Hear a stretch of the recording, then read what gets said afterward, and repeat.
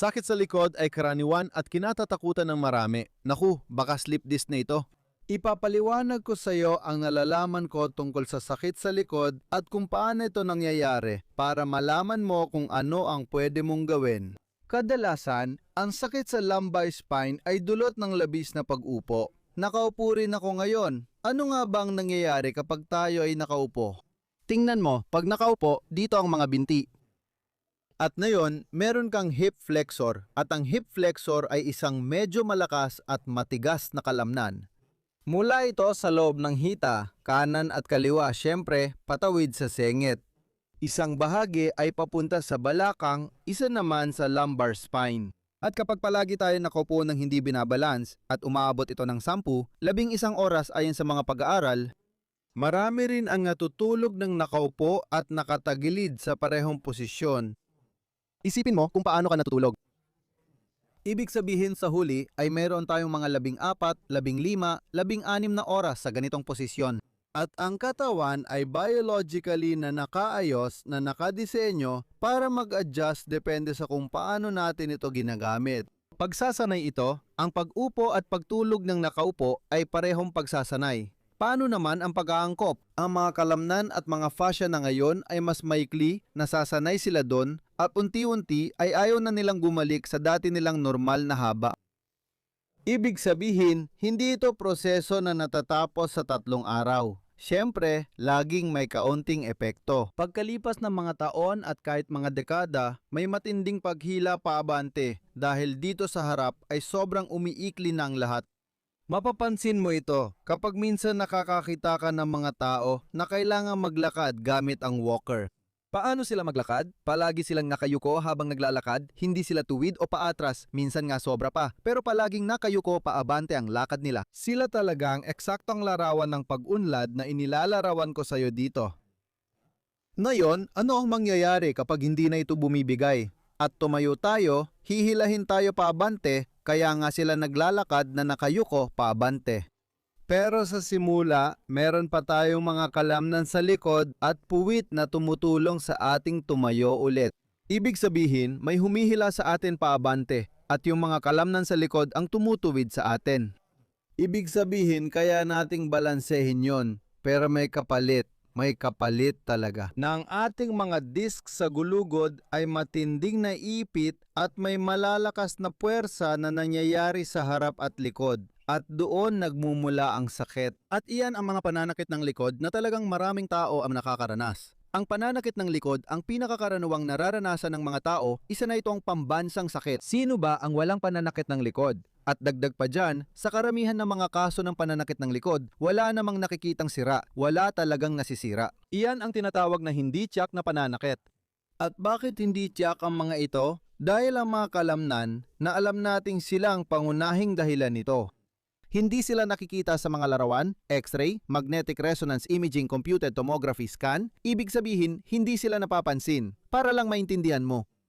At kapag ang mga puwersang ito dito ay malalakas, doon nagsisimula ang sakit. Dahil dito, kasi nagbababala ang katawan o sobra na ang pagod dahil nasusunog na ang mga kalamnan, dahil hindi na nila kaya ang bigat ng ginagawa nila. Diyan nanggagaling ang matinding paninigas na nararanasan ng marami, baka naranasan mo na rin. Kapag napapamasahe ka, madalas sabihin ng masahista, grabe, ang tindi ng paninigas ng kalamnan mo.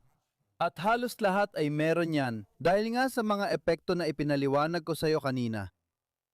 Ibig sabihin, ang dahilan ay masyadong maikli at masyadong tense dito sa harap. At ano mayon ang solusyon? Ang solusyon ay napakasimple. Ang masyadong maikli, ang masyadong humihila papunta sa harap.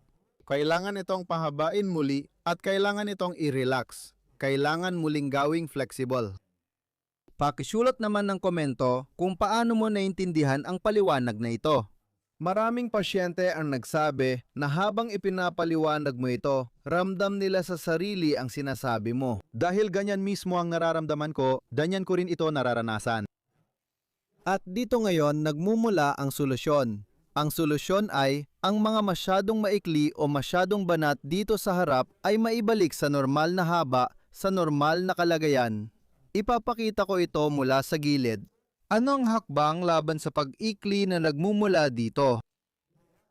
Iyon ay ang pag-overstretch ng balakang. At dito nagmula ang isang ehersisyo natin na tayo ay mag-overstretch pa atras. Ito ang direktang pagwawasto. At sa sandaling yon, habang nababawasan ang hatak papunta rito sa harap, bumabalik ito sa normal. Kaya hindi na rin ganoon kahalaga o kailangan na magkontra ng masyado sa likod. At dahil dito, lahat ng mga proseso ng matinding pag-igting na nangyayari dito ay unti-unting nababawasan. At sa bahagi ng puwitan, ganoon din ang nangyayari. Kapag kailangang kontrahin ng puwitan, naiipit ang sciatica at masyadong nabibigatan ang ISG. Ang lahat ng sakit dito sa likod ay nagmumula rin dito. At ang lahat ng ito ay bumabalik sa normal kapag naalis na ang paghila dito sa harap. Kaya ulitin ko lang, ang pinakamahalagang ehersisyo ay ang mag-overstretch at ginagawa natin ang overstretching gamit ang ating mga Liebschauprat na ehersisyo. At hindi lang ito tungkol sa pag-unat dahil kapag nag-unat tayo ngayon, magkakaroon ng bagong haba at bagong pag-relax ang mga kalamnan. Pero wala pa ring lakas doon at kulang pa rin kung basta mag-uunat lang tayo. Sa ganitong paraan, mababawasan nga ang problema sa simula pero kailangan pa rin itong maisabuhay sa araw-araw. At syempre, kailangan ding maging malakas ang mga kalamnan. Lagi kong sinasabi, hindi sapat ang kalamnan na parang kawayan. Kailangan din natin ng tibay na parang roble. Kailangan natin ng kawayan roble. Ang roble ay sagisag ng lakas at tibay habang ang kawayan ay sumisimbolo ng pagiging nababaluktot. Kailangan natin pareho ang mga ito. Sa amin, sinamahan namin ng pagpapalakas ang mga ehersisyo ng pag-unat kaya may pag-unat at pagpapalakas kami. Pero gusto rin ng katawan na kontrolin ng sarili at gumalaw ng mag-isa. Ibig sabihin, kailangan din natin ng aktibong pag-unat at aktibong pagkontrol para yung mga natutunan natin dito ay magamit natin ng maayos sa araw-araw. At lahat ng tatlong aspeto na ito ay isinama sa ating mga Liebschauprat na ersisyo sa isang routine ng pagsasanay. 2 minuto para matiyak na magiging normal ang lahat. Sa harap, nawawala ulit ang tensyon. Sa likod, nawawala rin ito. At pagkatapos ay talagang nawawala na ang problema sa pananakit ng likod. Kung gagawin ang mga ehersisyo habang buhay, dahil habang buhay tayong nakaupo, kailangan nating balansehin ang pag-upo habang buhay din. Dahil 5 minuto lang naman sa isang araw ang 2 ehersisyong ito, napakadali lang talagang gawin ito. Kung nahanap mong interesante ito at gusto mo pang matutunan ang iba pang mga ehersisyo na makakatulong para mas gumaan ang pakiramdam ng iyong likod, gumawa kami ng isang napakagandang gabay para sa likod. At kung pupunta ka sa mga komento sa ilalim ng video, i-click mo ang una at ang link doon, maaari mong i-download ng libre ang gabay na ito. Talagang inirerekomenda ko ito sa iyo.